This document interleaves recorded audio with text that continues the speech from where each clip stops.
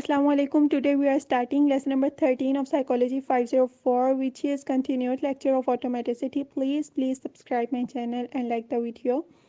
This lecture is starting from judging frequency. इसमें हैशर और Jack जो हैं वो 1984 में बात करते हैं जजिंग फ्रीक्वेंसी के बारे में, और वो कहते हैं कि लोग जो हैं वो जब किसी इवेंट पर जाते हैं तो उनको जो लोगों को जज करने की फ्रीक्वेंसी होती है, रिलेटिव फ्रीक्वेंसी बहुत अच्छी हो जाती है।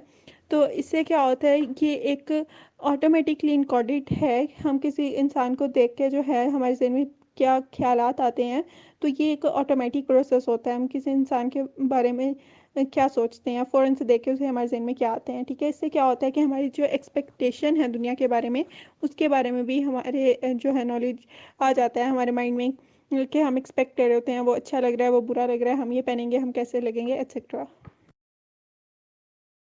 नेक्स्ट है प्रिडिक्टिंग फ्लाइट परफॉर्मेंस। इसमें जो गोफर एंड कहनमन्स हैं, इन्होंने फ्लाइट अटेंडेंस फ्रिक्वेंटली पे जो एक्सपेरिमेंट किए हैं, और वो अपने एक्सपेरिमेंट के बाद यही कहते हैं कि जो सिलेक्टिव लिस्टिंग टास्क है ना, इस तरह से एक्सपेरिमेंट होने चाहिए। बजाय आप जब पायलट्स के लिए लोग अप्लाई कर रहे हैं, उन्हें आप हायर कर रहे हैं, तो बजाय उनके इंटरव्यू लें, उनके दूसरे टेस्ट लें, तो आपको चाहिए कि आप इस तरह के एक्सपेरिमेंट करके इस तरह से उनके टेस्ट लें, तो आपको पता चल जाएगा कि कौन जो है वो पायलट बनने के काबिल है और कौन नहीं है।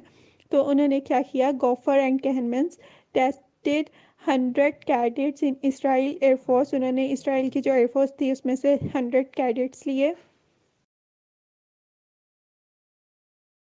इन दैट एक्सपेरिमेंट में उन्होंने क्या किया, 2 different messages came to different ear through headphones. दोनों कानों पे जो है वो अलग अलग किस्म के हेडफोन लगा दिए और उनमें जो है डिफरेंट मैसेज सुनाए गए, और उन्हें कहा गया कि जब हाई टोन हो तो आपने राइट कान पर फोकस करना है, उस कान की बात सुननी है और बताना है उसमें क्या कहा जा रहा है, और जब लो टोन हो तो आपने लेफ्ट ईयर पे फोकस करना है और उसकी बात सुन के हमें बतानी है। फिर इनसे वो बातें जो है वो बीप बचने पर पूछी गई, और फिर उन 100 कैडेट्स को 3 जो है डिफरेंट ग्रुप्स में डिवाइड कर दिया गया। ग्रुप 1 में 17 कैडेट्स थे, ग्रुप 2 में 41 और ग्रुप 3 में 42। इनको मिलाएं तो ये 100 बन जाते हैं, ठीक है। तो जो फर्स्ट 17 कैडेट्स थे वो तो ट्रेनिंग से पहले रिजेक्ट हो गए हुए थे। जो 41 कैडेट्स थे वो ड्यूरिंग ट्रेनिंग जो है वो रिजेक्ट हुए थे, और जो 42 कैडेट्स जो हैं वो ट्रेनिंग कंप्लीट करके जो है वो एज अ पायलट सिलेक्ट हो गए थे।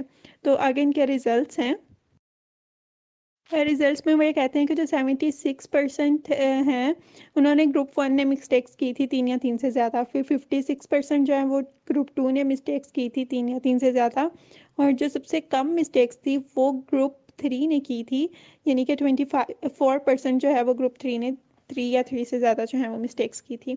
तो आगे क्या कहते हैं, the result sure selective listing task, ये जो एक्सपेरिमेंट हुआ था इसे सिलेक्टिव लिस्टिंग टास्क कहा जाता है, was the best predictor of flight performance. ये कहते हैं कि फ्लाइट परफॉर्मेंस के लिए, यानी कि एज अ पायलट किसी को सिलेक्ट करने के लिए ये जो सिलेक्टिव लिस्टिंग टास्क है ये बेस्ट प्रेडिक्टर है, ये बेस्ट साबित हुआ है। It mean selective listing task is more appropriate, यानी कि ये बहुत ज़्यादा ठीक है देन अदर टेस्ट इन रिक्वायरमेंट प्रोसेस। तो आप जो और टेस्ट वगैरह करते हैं, रिटर्न टेस्ट लेते हैं या कोई और टेस्ट लेते हैं, इंटरव्यूज़ वगैरह लेते हैं, उनकी निस्बत ये जो सिलेक्टिव लिस्टिंग टेस्ट है ना, ये बिल्कुल ठीक है, आपको ये करना चाहिए। So we have studied that के सिलेक्टिव लिस्टिंग टास्क से जो है वो हम बेस्ट सिलेक्शन कर सकते हैं। तो आगे जो प्रिडिक्टिंग रॉड एक्सीडेंट है, इसमें कहनमैन, स्पेन, शाई और लोटन ने 1973 में बस ड्राइवर्स को स्टडी किया। इन्होंने 3 टाइप के जो हैं वो ड्राइवर लिए। फर्स्ट है एक्सीडेंट प्रॉन ड्राइवर्स, ये कौन से हैं, जिनसे एक साल में 2 या 2 से ज़्यादा एक्सीडेंट हो जाते हैं।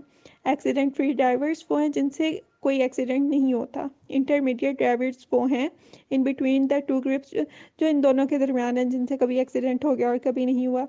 तो इन्होंने ये ड्राइवर्स के ऊपर भी वही सिलेक्टिव लिसनिंग जो एक्सपेरिमेंट था वो किया, इनको भी वैसे ही आवाज़ें वगैरह सुनाई। तो बाद में इन्होंने ये देखा कि those drivers perform best in selective listening task, they are safe drivers and had low rate of accidents. जो सबसे बेस्ट ड्राइवर्स थे जिनसे कोई एक्सीडेंट नहीं होता था या लो रेट जो एक्सीडेंट होते थे, उन्होंने ही वो सिलेक्टिव लिसनिंग टास्क जो है ना पास किया था। नेक्स्ट है अदर और एक्सीडेंट एक्सपेरिमेंट। इसमें मिलहाल और बैरट ने ड्राइवर के 7 एक्सपेरिमेंट किए थे। रियल टेस्ट भी थे इसमें, और जो हमने पहले पढ़ा है ऑडिटरी यानी कि एक्टिव लिसनिंग जो टेस्ट थे वो भी थे। तो इससे क्या हुआ कि सरप्राइजिंग रिजल्ट सामने आए। जो अच्छे लिसनर नहीं थे, बेशक उनके जो रियल टेस्ट थे बहुत अच्छे थे, लेकिन वो अच्छा सुन नहीं सकते थे, वो ज़्यादा इन्वॉल्व थे, जिनसे ज़्यादा जो है वो एक्सीडेंट वगैरह होते थे। नेक्स्ट है थॉट सप्रेशन। एक तो होते हैं रियल टास्क, और ये सेकंड हो गया एक्टिव लिसनिंग टास्क जो हमने पढ़ लिए हैं, लेकिन ये कहते हैं कि इसके अलावा भी हमारे अंदर एक attention to internal source of information होती है, ये हमारे माइंड के अंदर होती है। यानी कि आपको कोई कहता है कि आप पिंक एलिफेंट के बारे में सोचो, तो आपके माइंड में इमेज बन जाता है कि पिंक एलिफेंट जो है वो कैसा होता है। और अगर आपसे कहा जाता है कि आपने पर्पल एलिफेंट के बारे में नहीं सोचना, फिर भी हमारे जहन में जो है वो एक इमेज बन जाता है कि पर्पल एलिफेंट कैसा होता है।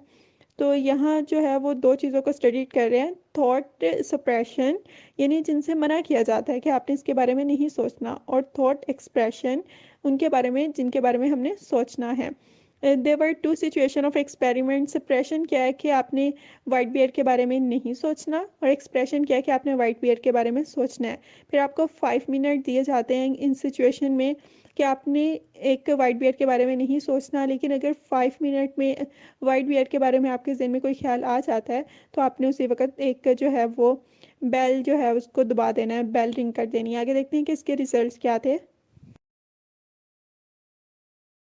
फर्स्ट है सप्रेशन बिफोर एक्सप्रेशन। जब हमें कहा गया था कि आपने नहीं सोचना, तब 3.5 रिंग्स जो है वो बेल हुई थी। और सप्रेशन आफ्टर एक्सप्रेशन, यानी पहले हमें कहा गया सोचना है और उसके बाद कहा गया नहीं सोचना, तब 4.4 रिंग्स बेल हुई। एक्सप्रेशन बिफोर सप्रेशन, जब हमें पहले कहा गया कि आपने सोचना है, तब 4.5 रिंग्स हुई। और एक्सप्रेशन आफ्टर सप्रेशन क्या है कि 4.5 रिंग्स जो है वो बेल हुई थी 5.2 में से, जब हमें बाद में कहा गया था कि आपने सोचना है। सोचने में तो ऑब्वियसली जो रिंग्स हैं वो ज़्यादा बेल होगी, क्योंकि हमने ज़्यादा टेंशन देनी है, अपने माइंड पे जोर डालना है। लेकिन देखिए, सबसे पहले आपको कहा जा रहा है कि आपने नहीं सोचना। बेल तब भी रिंग हुई है, लेकिन तब कम हुई हैं, आपने उस चीज़ को थोड़ा बहुत जेन में सोच लिया है। लेकिन पहले आपको कहा गया है कि आप सोचें, और बाद में कहा गया है नहीं सोचना। आपने पहले उस चीज़ को सोच लिया हुआ है, फिर जब कह रहे नहीं सोचना, तब थोड़ा सा एवरेज ज़्यादा हो जाएगी, उससे ज़्यादा जो है आपके रिंग आप बेल करोगे। लेकिन अब इसमें आपको कहा गया है कि आपने सोचना है, तो उससे भी फिर ज़्यादा रिंग जो है वो बेल हो गई हैं।